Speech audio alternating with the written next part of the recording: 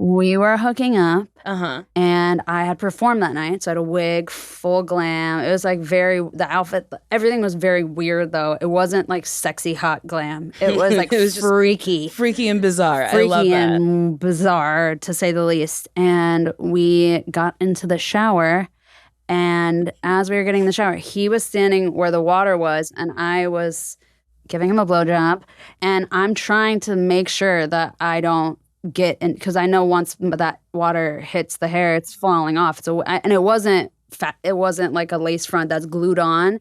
It was basically plopped on my head. Plopped on your head. Okay. And so as I'm like, it didn't work. I'm like going at it, and then it just fell. And then he just sees, because it was like long black hair, and I think he thought it was my hair. And then he just like sees it, and then he's like, it's fine. And I'm like, and I just left it there, and I just kept going. Ooh, baby, welcome to another episode of Why Won't You Date Me? A podcast where me, Nicole Byer, was trying to figure out why I was so single, even though you could come on my doorstep and tell me it's snow. My guest today is a rapper, singer, and songwriter. Reading's hard. She has a new podcast called Unwrapped, which is out now, and I was lucky enough to be a guest on the first episode. I didn't realize it was the first episode. You can watch that on YouTube or listen to it on all streaming platforms. I'm so excited for Brooke Candy! Beep, bop, bop, bop, bop, bop, bop. Brooke Candy. Brooke Candy. Hi, Brooke. Hey, I like song because that's how I feel. I am that. Sometimes reading is so hard. Reading is fundamental. It is. I almost wore a love to shirt read a that said bitch. reading is fundamental. It had a little raccoon on it. Oh. Or maybe it said books are good. I don't remember. I know there was a raccoon, and I know it said something about like reading. Yay. I love to read. What are you reading right now? Reading bitches. Reading bitches. I got it. I'm on board. How did you meet your husband? We met in the desert. He was tattooing out of a shack in the desert. This is really very, very... I hit him up. He had no pictures of himself on his Instagram, but I liked his tattoos. I said, where can I meet you to get a tattoo? He said, I'll be in Joshua Tree. I met him. He was literally in a shack. And I went inside the shack, and there was a dove flying around the room and just pictures of angels. And then he tattooed angels on me, and I had never had angels on me before. Mm-hmm. And then I left, and I was like, I'm going to marry him. But he didn't know yet, but I knew. And then you married him. And then we got married. That's really, really sweet.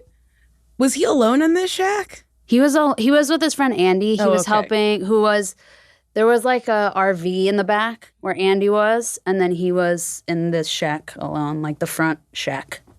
They were building. You have to know how crazy that sounds. Does that sound crazy? Yes, that your future husband was like, meet me in this shack. I used to do some of the weirdest, craziest, like I just wouldn't meet someone and I would just like drive or fly out without ever meeting them one-on-one or having a conversation on the phone, and then just like go hang out, or like, it was just, I was comfortable in that space. I don't know. I think it was a lot of delusion. I felt safe, which is crazy. I don't think it's crazy. A little wild, but I also, growing up, felt safer than maybe I should have. I would hitchhike in New York. Like if somebody catcalled me, I'd go, where are you going? And they'd be like, if they were like uptown, I'd be like, take me with you. That's fucking crazy. I know. And my old roommate, Jen, I remember one time we did it and we were in the backseat. They were driving kind of crazy. And she was like, how do you know these people? Oh. And I go, I don't. And then the way she gripped my knee, I was like, why is she so scared? And now at the ripe old age of 77, I was like, she That's a should murderer. have been scared. I should have been scared. Could have been Ted Bundy. Could have been. But I don't know. I've always been fat. I don't think I'm going to get murdered. That's hard. Girl, you're hot. Oh, I didn't say I wasn't hot. I don't think the two are mutually exclusive. But I do think I'm I heard But this hot girls get somewhere. murdered. I'm not like murder. I'm not at a murder weight. You got to cut me up. That's not a thing. Yes, it is. You got to cut me up. There's more of me. You got to drag me somewhere. There's more of me. Think about it. If you're going to murder, you're going for a tiny person. Because it's less work. Murdering is like, okay, it's going to weigh on your conscience, but now I got to do a workout. I got to drag. I got to use my core to drag a big bitch over here. I got to use my legs to lift her and push her down the river. Down the river. I don't think it's going to happen. Too much work. So you're saying, well, one, I think generally hot women get stalked. Yes. And then that leads to a lot of murders. Yes. But you're also saying, I said that, but you're saying to me, I'm a number one, like I'm going to potentially get murdered. Well, I think if somebody watching this right now was to I'm choose a gnome between size. the two of us, they would choose you. I personally would choose you. Oh. You're easier. Oh. In the rank of murder in this room is you, Mars, then me. But have you seen these? Your little fists. Your teeny tiny little With fists. my keys in between, my mom always said, Brooke, when you're walking home at night, put one key in between each knuckle just in case. I'm like, Mom, if I punch someone, the keys are just going to bend. Like, that's not going to hurt anyone. Just like if I try to use a knife, they're just going to go like, okay, thank you, and then stab me. If I try to use a gun, they're going to pull it, shoot me. I'm not, no weapon. You're right. I'm probably going to get murdered by a serial killer I don't at some think point. you're gonna get murdered. I'm just saying, if someone was thinking about who to murder in this room, I think you're number one. Oh, well, at least I'm number one at something. We all have to be number one at something. So wait, how long were you friends before you started dating? How did you start dating from meeting in a shack? I would say a year later. Because I just kept getting tattoos, and it was very just like we'd hang out sometimes, like go get lunch, or it was very platonic. And then we hung out in Japan, and then we had a wild night in Japan, and this is where you have to know how crazy this sounds. wig What do fell you off. mean you just hung out in Japan? Japan is a very long flight. How does one just end up hanging out in Japan with a friend? Did you go together? I was performing, Okay. and then I went to go get a tattoo from him, and we had already been hanging out. And I was feeling these flirtatious vibes, like I really was.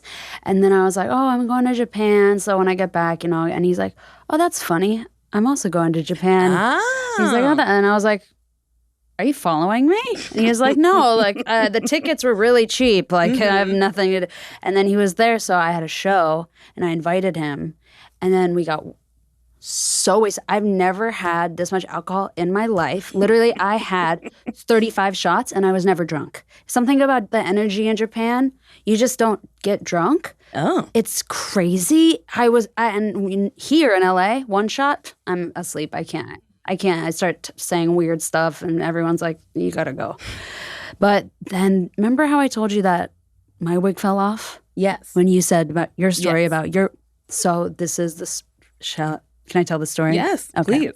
It's X-rated, but It's okay. we were hooking up, And I had performed that night. So I had a wig, full glam. It was like the outfit, everything was very weird though. It wasn't like sexy, hot glam. It was like It was just freaky. Freaky and bizarre. Freaky I love that. and bizarre, to say the least. And we got into the shower, and as we were getting in the shower, he was standing where the water was, and I was... This is like so graphic. I was giving him a blowjob. That's okay. Okay. It's natural. That's what people do. Okay, so you're giving him a blowjob. So I'm giving him a blowjob, and I'm trying to make sure that I don't get in, because I know once that water hits the hair, it's falling off. And it wasn't fat. It wasn't like a lace front that's glued on. It was basically plopped on my head. Plopped on your head. Okay. And so as I'm like, it didn't work. I'm like going at it, and then it just fell. And then he just sees, because it was like long black hair, and I think he thought it was my hair. And then he just like sees it, and then he's like, it's fine. And I'm like, and I just left it there, and I just kept going. I did my moves. I'm like, What was your hair like underneath? Was it braided down? Were you wearing a wig cap? really? I was wearing I want to say I was wearing a white cap, but it was really short. Mm-hmm. It was like, it was almost like little drummer boy hair. It was like a bowl cut. So it was black hair, like to here, kind of, the makeup wasn't sexy, but the hair is sexy. From that to like little drummer boy. He was down. So I was like, okay, fine, let's do this. I mean, we got that out of the way. Best to get that out of the way the first time. And then you never have to worry. Love just blossomed from there. Then love blossomed. Then I told him that trip, because I'm a crazy person, that I loved him. And I cried. Wait, okay. So you've been like hooking up He laughed. your friends. You're not officially dating? No, not officially dating. Not officially dating. And then you were like, I love you. Yeah. Okay. Somebody said this years and years ago that I truly believe. It's like you can't say the wrong thing to the right person. Because had you said that to... so sweet. Isn't that nice? Because had you said that to the wrong person, it wouldn't have been the right... Wait, what is it? You can't say the wrong thing to the right person. Yeah. So if it was the wrong person, they could have been like, that's crazy. Yeah. But you said it to the right person. And he was like, what did he do? He laughed? Okay, so this is so bizarre. So we spent like 5 days together. And then we were out shopping. This is so weird. So I said it. I was like, I think I love you, and I'm just gonna miss you so much. And I like start crying, and he laughed because he was surprised. And then he got up, and I was like, oh my God, is he leaving? And he went into the store, and then he stole a keychain, and then he brought it out, and he was like, here, and gave me a keychain. And I was like, did you just steal that? He was like, And I was like, is that him like telling me he loves me? I guess. Do you still have the keychain? No. You're like, it didn't actually mean a thing. The keychain didn't mean stole anything. the keychain, and I said, great, I'll throw it right away. It was the weirdest, 20 minutes. I just really let it all out. He stole something from a store in Japan. We both made interesting decisions, and yeah. But we're still together 6 years, almost 7 years later. So it means something good happened. And then when you both got back here, is that when you officially started dating? Then we came back to LA, and then we started dating. We started living together. But we were kind of nomadic. So we kind of were we didn't have a spot. And so we both had moved from our places. And so we lived in an Airbnb. And then we moved to New York. And then I lived in New York for 4 years with him. And then moved back here. How long were you dating before you moved in together? Right away. Literally. That's 1 week. Or there was 1 week that went by between me saying I love you and then him stealing the keychain to then us living together. Now, do people in your life, are they like, that's crazy, you're moving too fast? They were like, oh my God, he really loves her. I like someone loves her. Someone loves her. Oh my God, somebody loves her. So you are pansexual, and you used to be open. Oh yeah, but now you're in a monogamous relationship. Yeah. Was it just because you were like, oh, I just want to be with this person, or was he like, I only do monogamous relationships? I've asked a couple times, but it's actually been when we're fighting. That's when I'll be like, what do you think about opening this up? But it's not really I think if we opened it up, I would be the more jealous one. Truly, even if it was my idea, I would regret it immediately because I have a crazy imagination. It would be running and running. I'd be like, what are they doing, But I think with him, we just became so domesticated so fast, and it felt like this soulmate energy, and I felt like I met my soulmate.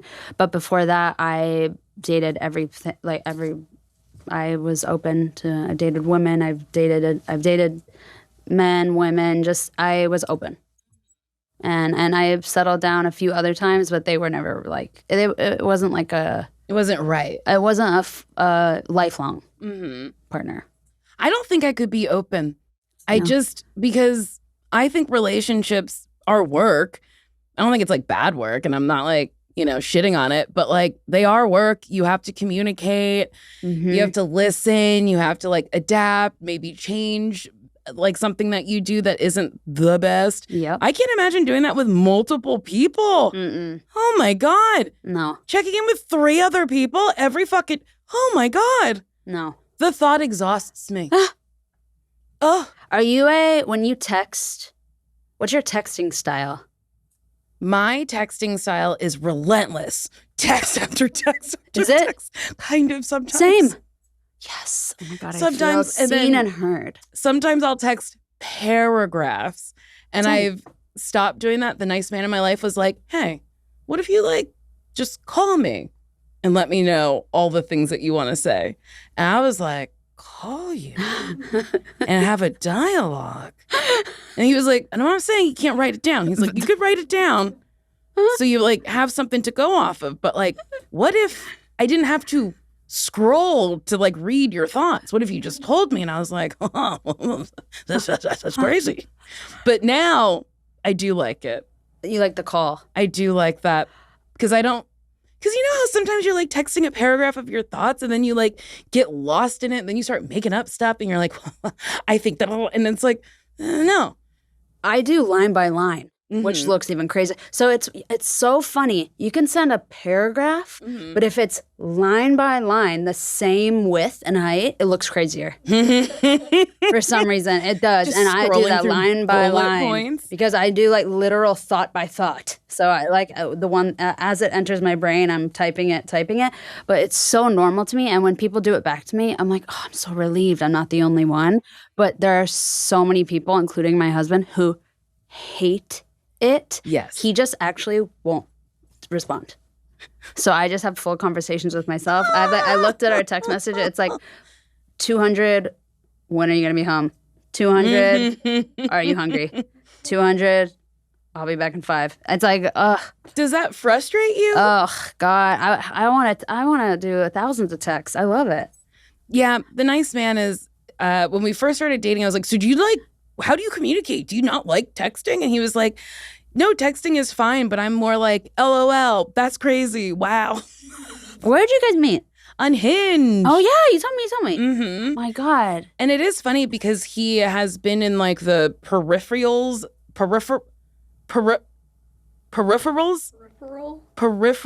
He's been here because he's friends with my old roommate's friend. Like they grew up together, and then his sister knew a couple people that like I knew, and yeah, he's just like been around, but like we had never met. Yeah. And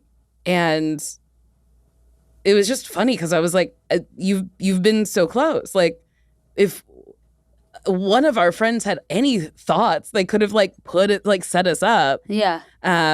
Which is strange. You know, where were the friends at? Kind of. Like, hook for me up. Years. I was like begging friends to be like, hey, if you know of anybody, set me up with, you know, them. And nobody ever did it. I had to go on Hinge to find them my fucking self. It was funny. Last night I was like, how long did it take you between us matching and you actually messaging me? And he was like, it was very quick. I messaged you and we met like a week later. And I was like, that's not what I'm asking. I'm asking how long it took from when we matched to when you messaged me. And he was like, Nicole, it was Hinge. I had to message you when I liked you. I liked one of your pictures and messaged you. And I was like, oh, I'm sorry. I'm being insistent and belligerent for no reason. My life as well. My God, I feel like my life, it's just like you said, it's work.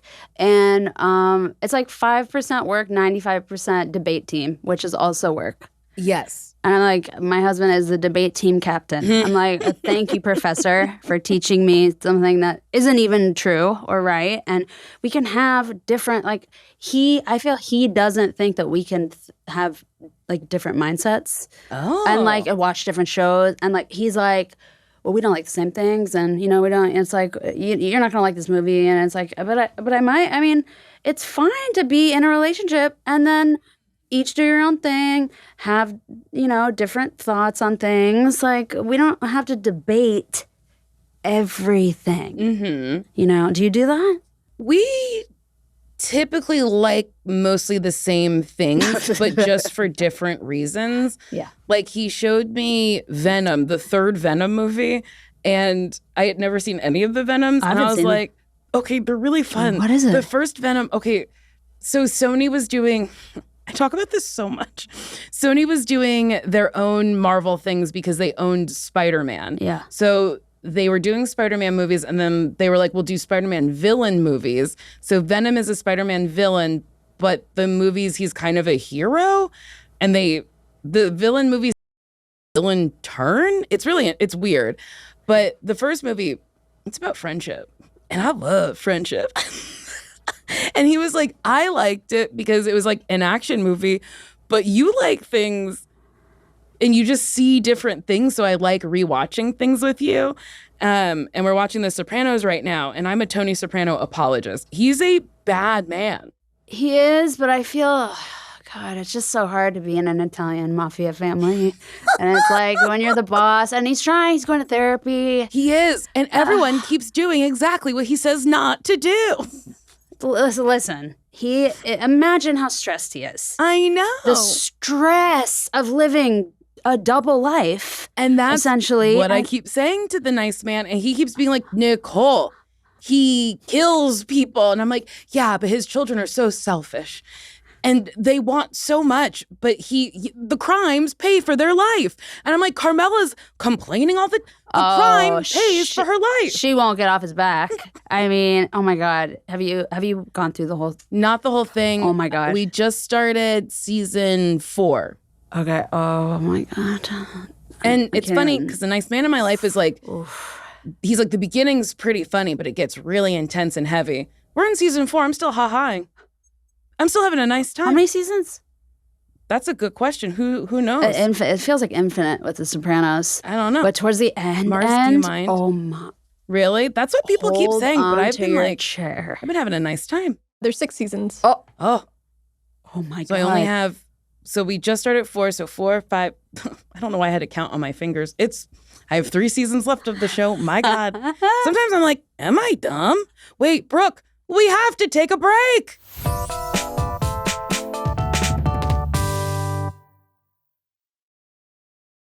Support for this podcast is brought to you by Warby Parker. You guys, why is it such a nightmare to buy glasses? You used to walk into a store, everything was locked in a glass case, and most of these glasses cost a small loan. My God. Well, let me tell you, Warby Parker has completely changed the game for eyeglasses. I was on their site recently using the virtual try-on, and it's actually like wild. You just point your camera at your face and you can see exactly how the frames look in real time. This is the future, people. And their glasses start at just $95. So you don't have to choose between paying rent or having cute glasses. Warby Parker is covered by major eye insurance plans, and for every pair they sell, they give a pair to someone in need. They have distributed over 20 million pairs, which is honestly incredible. Warby Parker gives you quality and better-looking prescription eyewear at a fraction of the going price. Our listeners get 15% plus free shipping when they buy 2 or more pairs of prescription glasses at warbyparker.com/dateme. That's 15% off when you buy 2 pairs of eyeglasses at warbyparker.com/dateme. After you purchase, they'll ask where you heard about them. Please support our show and tell them our show sent you. You know I love a messy story on this podcast, and I live for the drama of dating, but I do not love messy healthcare, okay, that tries to control us. It is the kind of drama that none of us need. Planned Parenthood believes that we should have access to care and the absolute freedom to make our own decisions about our health and futures. Whether you need STI testing and treatment, birth control, gender-affirming care, abortion, or just straight-up sex education, Planned Parenthood is here for you. They are here for all of us. But we have to talk about what's happening right now. Lawmakers across the country are actively preventing people from getting access to essential health care. They're trying to deny people birth control, and they're pushing ancient ideas like abstinence only until marriage programs instead of actual medicine. It is a direct attack on our freedom. And sadly, the people getting hit the hardest are Black and Latino communities, people in rural areas, and people with low incomes who already face barriers to finding care. Planned Parenthood believes health care is a human right that everyone deserves, not just a privilege for some. They're fighting every day to build a future where everyone can get the care that they need, no matter who they are or where they live. Supporters like you power this work. Donate to Planned Parenthood now at plannedparenthood.org/defend. This is wild to me. So you worked for Larry Flynt? No, my dad. Your dad did. Yeah. But you were employed as a mannequin stylist for the Hustler storefront. Yeah. So technically you worked for him. I did work for him, and he's in one of my music videos. Oh, really? I'm hogtied on his desk in his office on Wilshire Boulevard, literally in bondage with like these crazy, you know, those shoes that point and you can't walk in them? Mm-hmm. And I'm wearing those, and I'm just fully hogtied, and he literally, I'm not kidding, is asleep. He's in his wheelchair behind me, eyes closed. Like, and I'm hogtied singing my song in slow motion. It's so dramatic. I have these girls next to him. One's holding the wheelchair. She's like, has her boobs out with little pasties on. Like, it's so, it was meant to look so cinematic and dramatic. And then he's like, you just couldn't stay awake. How old was he? It was like he died, I want to say, maybe less than a year later. Oof. Yeah. He was like, I just need to rest. And you're like, you're going to work. Get up and work. I'm not sure he even knew that it was going to happen. Oh, no. And the weirdest thing ever, my dad was there that day, and he didn't work there anymore, but he was there. He would go in and out sometimes, I think. They have like multiple offices. And I was like getting ready, surrounded by like all these gay men and drag queens, and we were like being so loud and obnoxious and crazy, and I looked insane. And my dad had never really seen me as that character. Mm-hmm. He's never been on one of my shows. I try to keep it separate. It's too vulgar. It's way too crass for them. Yes. I want to keep it like I love my dad, and I don't want to like. Have you had that conversation with him? Like, does he know why he's not invited to shows? I've invited him. He's let me know that it's too much, and I'm like, okay, good, got it. And then I'm like, from now on, I will keep it separate. But then he walked in, and I was like, in this crazy outfit. Mm-hmm. I might have even been changing, and he was like, and he was in a suit, and I was like, oh, everyone, this is my dad. It was so weird, and everyone, oh my God, it was the most motley crew of people that were with me. It was just insanity. We're all covered in glitter, and they're like, "Hi, Mr. Candy," and he's like, "Hi," and he just like left and walked away. But I honestly don't think that Larry knew I was coming. I think they literally like woke him up, and they were like, "Oh, Brooke's coming to film," and he's like, "What?" And then they just rolled him over and then sat him behind me. Sat him right there, and then he went right back to sleep. He's like, "Oh, you didn't have to do." She was so rich and just like. He was over it. He ran for president. He ran for president? He ran for president in the 80s. He's a hardcore liberal. He wants prostitution to be legal. He loves like gay rights. He was like a liberal, like he was big into just, I think he donated a lot to like Bill Clinton's presidency. He was very much like a Democrat, which is odd because normally people that are worth $500 million are Republican fascists, pieces of shit. Mm-hmm. But he was, in that way, I always thought that was commendable. Did he make it to a primary? Probably not. I probably remember that. No. I was like, I wonder, Bernie made it further. I think he was, I don't think he made it to a primary, but he might have made it to a few debates. Did you hear my stomach just growl? Did you hear it? Okay, thank God. No, I didn't hear it. I heard it, and I was like, that sounded crazy. So did you grow up in the Hustler offices? No. Did you like grow up going there? Oh, going there? Yeah. But I guess it's just an office, so it's not like there'd be like it was weird. Out. Oh, it was weird? It was weird. Like it's just not normal. Like my dad's like, oh, what am I gonna do with you? I have to work. So Liz, who was Larry's wife, can you take her? And then Liz would come up to Larry's penthouse. So I'd go up to this penthouse and I'd be like sitting on his like couch, and it was all gold. It was very like actually very Donald Trump as well. Like, oh yeah, they all have the same like really gaudy like just like new money style, but also he grew up in like the backwoods, so it makes sense that like his idea of like ultra rich would It's be like like all gold. Yeah. Like it makes sense. But I would be like sitting on the couch eating ice cream, watching cartoons, and then like he would come in and then hi Brooke, how are you? Or like Liz would come check on me, but it definitely wasn't normal. And I'd just be in there alone. Like literally kicking my legs, like Do you think your dad working at Hustler influenced your performance aesthetic at all? No, that was my stripping. And how did you get into stripping? Stripping, You worked at Seventh Veil? Seventh Veil. Is it still open? No. Did I'm it not close? sure. I'm not sure. It's on Sunset, right? It's on Sunset. In West Hollywood? In West Hollywood. West Hollywood, Hollywood. Yeah. I worked at Crazy Girls. Okay. Cheetahs. I used to love Cheetahs. Cheetahs was so fun. Cheetahs used to be a really nice place for alternative girls, and it just changed. Now they're like more focused on lap dances, and I was like, no, I want my alt girls. Yeah. And like pole tricks, and the girls, when they would get on the pole, it was like a real performance. It was amazing. And I learned a lot about myself when I did that job. That's for sure. And I also, at the same time as that, my 2 jobs were that at night, and then by day, I would roll blunts in the back of a unmarked, what it was like money laundering. Oh. Is what you call it? Money laundering. Money laundering.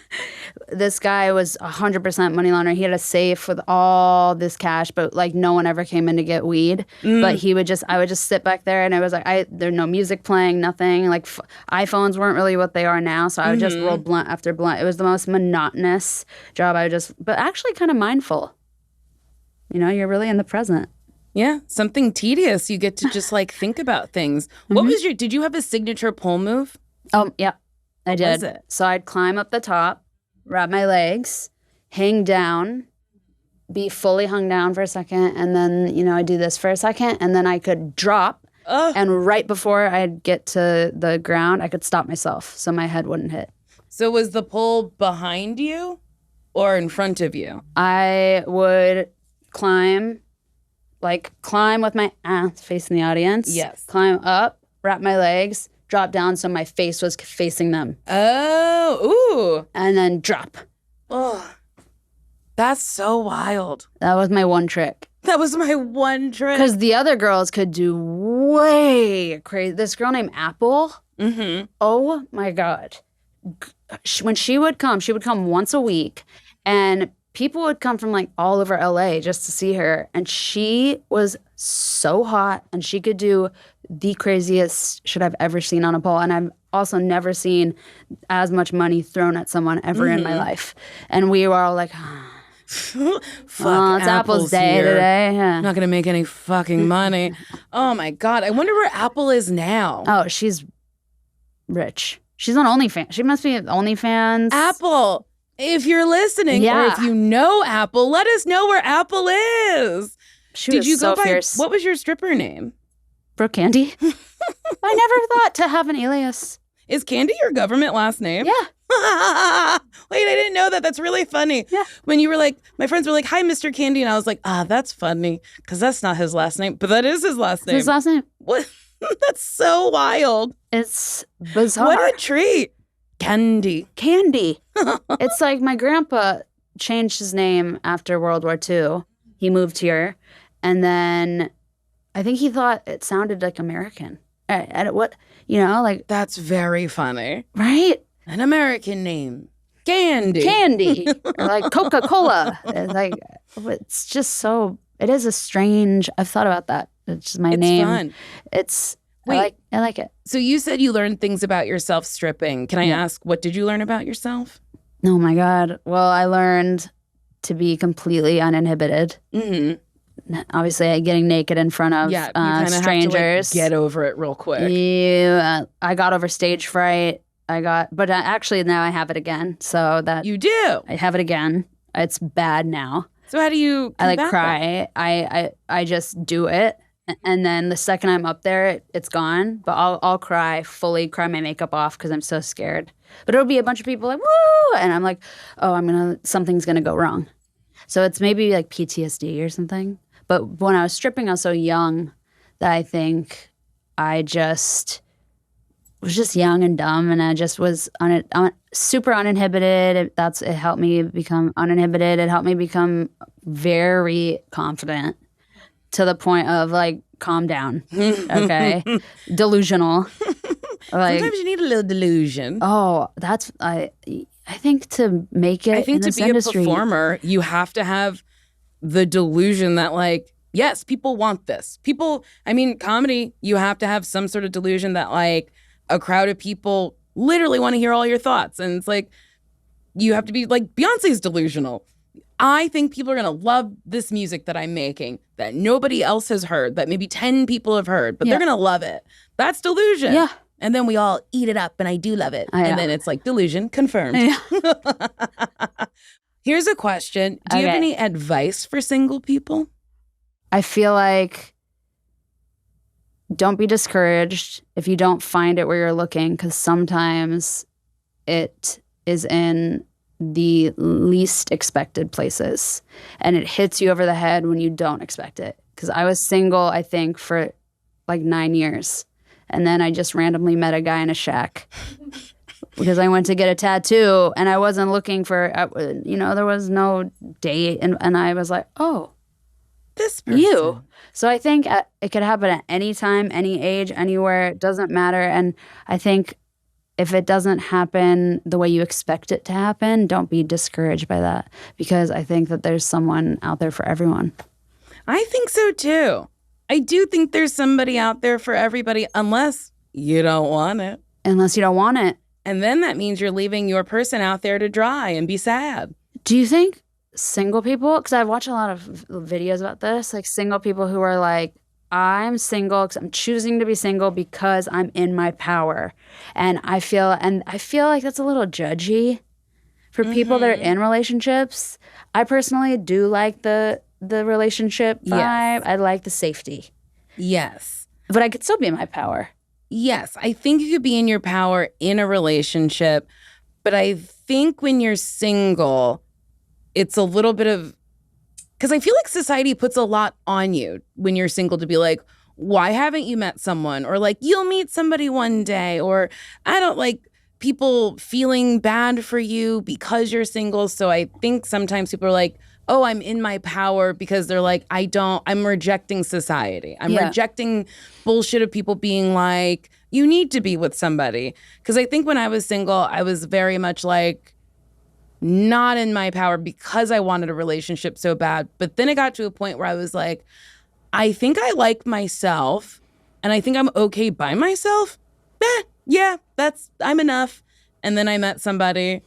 That's the other thing, actually. That's the advice. You summed it up much better. I disassociated for so long. I was like, what was the question? I think when you are fully comfortable being alone, and you're like totally at peace with it all, and you could travel alone, and you can just like do anything alone, like that's when it fucking comes and hits you over the head. That's what happened with me. Mix. And you said it earlier, I like being able to, I love talking. Talking is very fun. I love it so much. But I also like being silent. And I like being silent with somebody sometimes. Same. I like the pressure of not having to say anything and still being very comfortable with them. But then sometimes I'll be like, I want to say things, and I don't think you want to respond to me, but like, can I just talk at you? Sometimes he's like, sure. And that's nice. I need more of that. Yeah. I need more, because I always want to talk at. Mm-hmm. I always am talking at. But he figured out he has now noise-canceling headphones. So when I really got to get it, like when I have to show him a meme, I'm like, and then he's like, what? And I'm like, look at this. Oh my God, look. I just watched this thing, like, it was so dumb. It was Logan Paul walking off of a podcast because they made us a joke about the suicide forest. And I was like, oh, look it. He was like, oh my God. Can you turn the volume down? Turning it down. And then it like freezes. I'm like, oh, wait, hold on. Wait, let me get it back. Okay, wait. He's like, okay. Headphone back on. And I'm like, well, yes, I did it. You know? It's funny because sometimes I don't care what the response is. I just need to share with you. Yes. Like sometimes I'll send him memes and he'll just go, LOL. And I want to be like, thank you. Did you watch it? Did you like it? Did you have a nice time? Do you have any other thoughts about this 30-second thing I sent you? You got the, I mean, if you saw my meme send to my husband, I mean, it's just, I never even get the LOL. He will send me like a puppy meme once in a while and stuff. Sweet. See, that's nice. I was in a bad mood and he sent me a Sears catalog of 90s bathrooms. Oh my God. And he was like, did that make you feel better? And I was like, kind of, but not really. It did make me feel better. And I don't know why I couldn't just say, yes, thank you. You guys, we're deep in the new year. How are those resolutions going? If you or your friend is trying to quit nicotine, I know. It could be a total nightmare. Cold turkey, no thank you. This year, you want nicotine routines that make you feel good, not guilty whether you're trying to quit or cut back. Jones makes it easier to follow through. They have these science-backed, FDA-approved nicotine mints. There's no smoke, no vapor, and no weird pouches. It's just a discreet mint that helps you ride out those cravings, which usually only last about 60 seconds, so you don't have to disappear from the party to sneak a little smokeroo. Plus, the mints come in a very chic tin that is easy to carry, and it's cute enough to just leave on the table at brunch. And you are not alone. You can log on to the Jones app and connect with a community of over 60,000 quitters who are supporting each other. If your New Year's resolution is to quit or even just use nicotine in a healthier way, check out Quit with Jones. Visit quitwithjones.com/dateme to take the free quiz and use code DATEME to get 15% off your personalized quitting journey. That's quitwithjones.com/dateme. Taking back control starts now. Thanks to Quit with Jones for sponsoring this episode. Just a heads up, the mints contain nicotine, which is an addictive chemical. Jones is an FDA approved and available for those who are 18 and older. If you want to stand out online, you need a good website. Whether you're just starting something new or scaling your business, SquareSpace is the all-in-one website platform designed to help you stand out and succeed online. They have everything you need to claim your domain, showcase your offerings, and get paid. I used to think you needed to hire a fancy, expensive designer to get a good website, but now I look at my friends' Squarespace sites and I'm just like, wait, did you do this yourself? Squarespace has these cutting-edge design tools that make it impossible to mess up. They have this thing called Blueprint. You just drag and drop, and suddenly your site looks professional. And if you're trying to make money, which, I mean, we all are, Squarespace makes it so easy to monetize your content. You can sell videos, courses, or even memberships. You can gate your content behind a paywall and create a new revenue stream for yourself. Are you ready to make a gorgeous website? Head to squarespace.com/dateme for a free trial. And when you're ready to launch, use offer code DATEME to save 10% off your first purchase of a website or domain. How did you get into tattooing? Did your husband teach you how to tattoo? My husband kind of half taught me during the pandemic. I saw like right before the pandemic, I had been playing shows with Charlie XCX and been doing a lot of performances and put out an album, was going to do a bunch of tours. And then I feel like when the pandemic hit, like I didn't want to work on that anymore. It just didn't feel like that was ever going to happen again. I know Charlie literally put out an album during the pandemic. She's a hustler. Like she has more drive than anyone I've ever met. Like it's insane. But I was like, I'm going to switch careers to something that is more relaxing and something that I can do that is just like I can do anywhere. And I know that if this ends, like I'll be able to do it. And who knows, like, and also I did it during too with masks and shit, stuff like that. But I taught myself on my legs. Oh. Yeah. There's some really bad ones. Awful. I did a terrible stripper heel. Really? It's the worst. It's so bad. It's unfixable. Unfixable. Unfixable. You can't get it covered? I asked Kyle. He's like, there's nothing I can do. And he's so good at tattooing. He's like, we've lost it. Sorry, she's there's gone. nothing I can do. Yeah. That's wild. Do you have any New Year's resolutions? Actually, yeah, I do. What are they? So I would like to do more phone calls Oh. and less long texts because I think they scare people away from being my friend. Yes. Or from just doing business I really try so hard with my impulses to keep it from business stuff. But I do it with friends and stuff and like my husband, and I know it drives them like bonkers and makes them fear for their life. So I would like to have more control over my impulses. I think that's a good New Year's resolution. I also think maybe that'll be my New Year's resolution to try to just be more mindful and like think before I act a fool. But also there's something so amazing about the transparency and the honesty in that. Yeah, but still. And the sensitivity. Could have a little bit of restraint. A little. Just Even a touch. just a touch more. Just not too much, just a little bit. Yeah, and like I'm killing it. Like back to my 21-year-old delusion. I'm back on the pole. I'm killing I think it. you could do it. I think you could make your grand return to the pole.